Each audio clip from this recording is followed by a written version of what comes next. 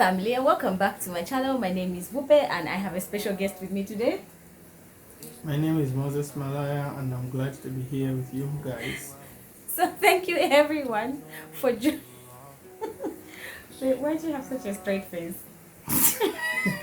What about my face? So just to begin by saying thank you to everyone who responded to my question on my Instagram about should we host my husband again and what should we talk about. And so we will answer maybe three or four of those suggestions and then see how that goes. So we had three broad topics, or two rather, like finances in marriage, which is perfect because financial literacy week just ended. If you're on my Instagram, I did a few posts on that. So there's finances in marriage, and I think how to manage shopping as a couple, which also falls under finances in marriage. And then there's also marriage code and submission.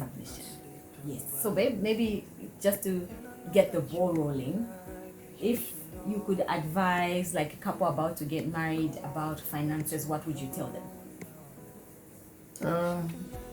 Finances are a broad subject when it comes to people who are courting and people who are eventually married. So for a couple who is about to get married and who are already married, So you would give the same advice to a couple whether they are married or not, or would you give them separate advice? I think it would be more or less like a build-up, because you can't talk about finances only in marriage, as the finances are also dealt with when people are courting and the time people are dating. So my submission is that in terms of money or resources or finances, the first thing is to be transparent, to disclose, or if you have other sources of income, even that needs to be disclosed, so that at least you are on the same page with your partner, because money is money. So if you are dating or courting, I think this is something which you should consider seriously, because the way you are handling your resources in your relationship is not going to be different from the way you're going to start handling them after you get married and during. So basically, from what I've learned and from what I've come to believe, is money is just paper, and I don't know why people make it a big deal. Maybe it is a big deal. It's a big deal, but in not the sense, like that. but not the way each other about it. Like we can't rip each other apart just because of money. Yeah. If you want to take 100% of the money, go ahead and take go ahead and have it. Yeah. But then there is more to life than just money. So money is a huge subject. I've seen it come up a lot of times, and even in our home it's also a very important issue, but it's not something which can make us sway from each other, and also to just regard it as the most important in our relationship. I think that is my submission for now, but then there could be a lot of things which can be talked about. Money, such a big subject in marriage. And I like what you said about transparency, and when people are not being transparent, that's when the problems start, I think. Like when you're not being honest, it's definitely a source of those problems. It's about agreeing. You remember how even before we got married, we talked a lot about where is what amount of money. Well, we didn't talk like that when we were dating, but definitely when we got engaged, we started talking about how much do you earn, how much do I earn, where are we going to put this amount of money, what is going to pay for what. And it wasn't like it wasn't ever divided. When we said how much do you earn, it was for the purpose of saying when we put it together, how much are we going to get, and then how do we distribute it. That's how we're able to pay for a large sum of even our wedding. Yeah. And we didn't even have that much anyway. Yeah. From what I remember, when we started dating and the time we started telling people about our relationship, before I even took dowry and tuwale, we started preparing our wedding, For our wedding. and we For the were venue. eager to like push so much so that at the time when I was even taking tuwale, which we have done most of the things, and the pressure was not so much. We didn't have that much pressure. Yeah. We bought our wedding bands. We had started making a down payment on our venue. Yes. We had already bought my wedding dress. Yeah. Talk about faith. We had already started doing all these things, and it's just because money has never been like, I mean, it's an issue, like we have said, it comes up in our home regularly. Yeah, it is. But we try to be as open and transparent, even if like I have a little fund of money where I'm like, oh, this is for business, something about, like the money is there. The money, it's not like there's a big chunk of money that's ever hidden. Yeah, and also just we have plans. I think that's a good thing for us because we're planners. I think. Yeah, we definitely work around around the plan, and so this issue of money, it's something which can't be exhausted in one sitting and in one video. But then what I can just say is the key is to be transparent, because if you are transparent, then you know who needs what and when.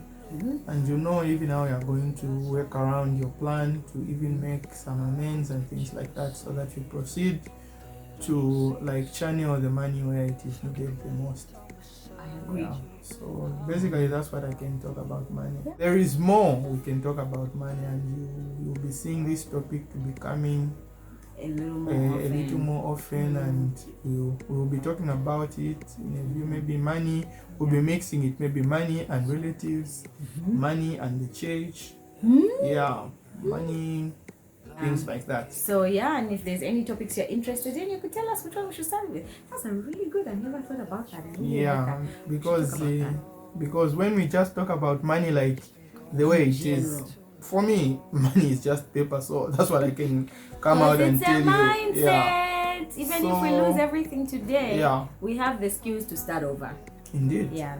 Definitely. I mean, we're not wealthy or anything, but we've got basic principles to help us start over. Yeah.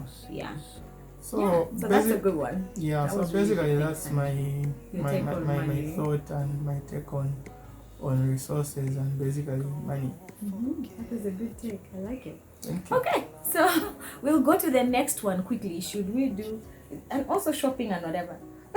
How is it like shopping with your wife? I think what I can say about shopping with my wife, usually sometimes we do random shopping, but most of the time we like make a list and buy from the list. And bulk buy. Yeah, but always, even if we have a list, we go over and above what we plan for. Why? Who is that? That's you. You're the reason we go above. Not all the time. Like this time around when we are shopping, I think my wife went an extra mile to even buy certain things which we didn't plan for. Like your slippers. Oh, my Chinese slippers. Yeah, guys, I have I inside, like when they say fake it till we make it, I found some Louis V slides.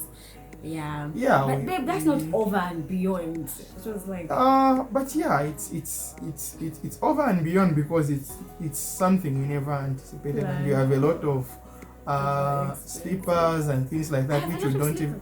Yeah, there's a lot of slippers in which I don't use. Yeah, which you don't use. So, or maybe I'll give some slippers away if it's true that I have a lot of slippers. Yeah, because there are a number of them which are there. Most of them are more or less new. Babe, I use all my slippers. So anyway, that's how shopping goes. You don't use all. This is how shopping. You see this? Because you don't wear them all the time. This is how shopping goes. Like when the store we have a list. And then there's a debate.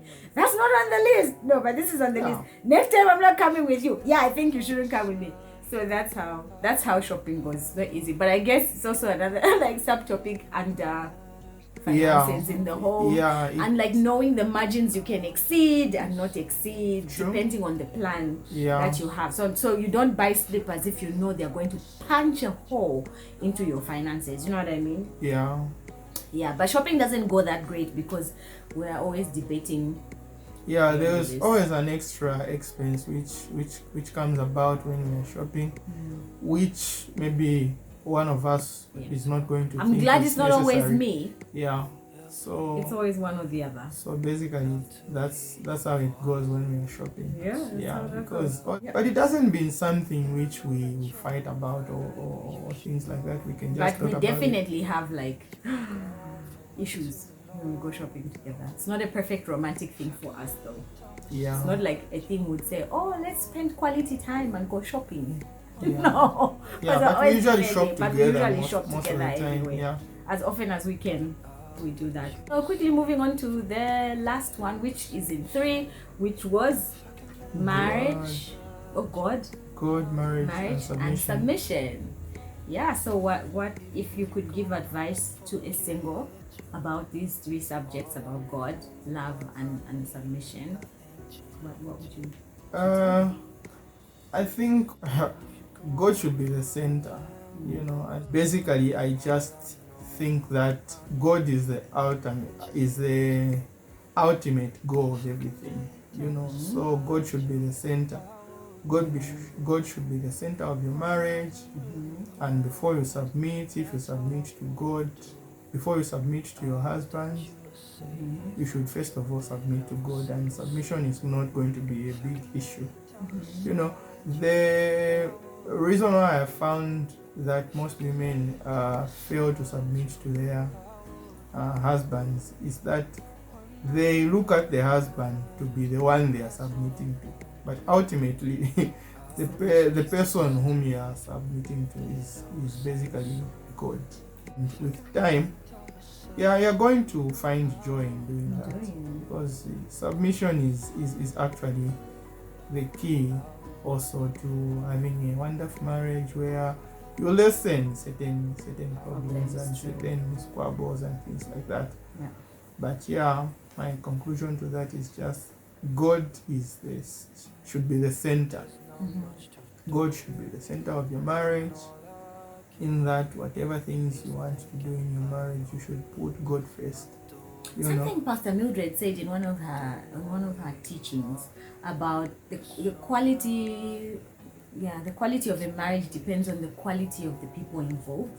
I think that was like a fire point, because the way you understand marriage, the way you understand love, the way you understand God is what is going to determine the quality of your marriage. So if we come into the marriage thinking I'm in competition with you, then I won't submit to you. Or if you want to rain heavy on me, to show me, to prove to me that you are the man and you're the head, and you run this home, Chateau Malaya, we'll always be in conflict. But because the quality of the person is that there's an understanding of who God is, and that when you love me, it's in submission to God, and when I submit to you, I'm in submission to God, whether it's a decision that I don't agree with you, or maybe something I've done that makes it impossible for you to love me, yet you choose to love me every day as you do. It really goes down to how the person understands the word, how they understand what does marriage mean to you. You know what I mean? Like there's a lot of people, they're non-believers who are married, right? So what does marriage mean to the non-believer? So whatever that means to them is what they will pursue. For us Christians, we know that it is an act of worship to God. He calls us to this to represent Christ and the church. So how did Christ love the church? How did Christ submit to God on the cross? And those are the things we try to emulate. Do we do it perfectly? No. It's impossible. No. It's almost next to impossible to look at it to do it perfectly. But then you should strive to make sure that the ultimate goal is to please God. And when you do that, then most of the things will begin just to fall in place. To make sense, So I think basically that's what I can talk about with regard to God, marriage and submission. And submission. Yeah. It's just I've actually come to conclude that submission is not easy. Submission is hard, because I've seen on certain fora where my wife has submitted, and I could see it deep down my heart that actually that was hard for her and things like that. But that doesn't mean that she has done it perfectly and only just to please me, because the ultimate of all this is to honor God. It's to honor God. Yeah, that's what submission is. So I guess maybe while you think about your last word, my last word would be, the most important thing for anyone who is single is to get right with God if you are trying to get married. Yeah. Again, we're not saying become the perfect Christian, you're practicing the word to a T, but I think it's aligning your heart with God's will and always asking the question, if God was the one who was present here, what would I do? Yeah. I think those are the questions you need to ask yourself. And I also just got the sense before we got married that the way people used to perceive my girlfriend and I then was like we wouldn't make a great couple because we were the most unlikely couple. We appeared so to be so different. Each of us are strong-willed, and so people thought it would be a spark, you know, and you could even hear when they are talking and things like that. Yeah. From the undertones I was getting from them, I perceived and concluded that actually there's a concern there. There's a concern there, and they were just wanting to wait and see what's going to how far this will go before us. But I think so far so good. So far, we're going on 3 years. Yeah, and we don't just show up there to be happy. But it's legit. In real life, it's legit. I'm indeed happy. I don't know about my wife. Yeah. So basically, that's us. That's us. The Malayas. Yeah. So that's all we'll say about that from the few questions we received on my Instagram. Been begging. For how long have I been begging you to come? I think it has been about 2 weeks. I've been begging. Yeah, and then I also just take opportunity to get a recommendation of a person who can cut my hair. Yes. Pretty well. You know, I don't keep my hair like this because I like it. I'm just so specific with how I want my hair to be cut. And all my life, I've only found a person from the Copper Belt. So my husband travels to the Copper Belt to get a haircut. 6 months in Lusaka without going to the Copper Belt. Then that's how long. And this is what's happening. Because we've been talking about this cut your hair. No, I'm not even doing this. But yes, please, Babas, recommend someone to us. So I would want my hair to be cut really well. Yeah. So please, Babas, help my husband. Help me, in fact. Forget about it. Help me take care of this. So on that note, we'd like to say thank you for spending this time with us. And we'll have to love and review. This has been Rupe and Moses. Bye. How about that? It's okay. It will do. It's okay. It's okay. There's not much to do.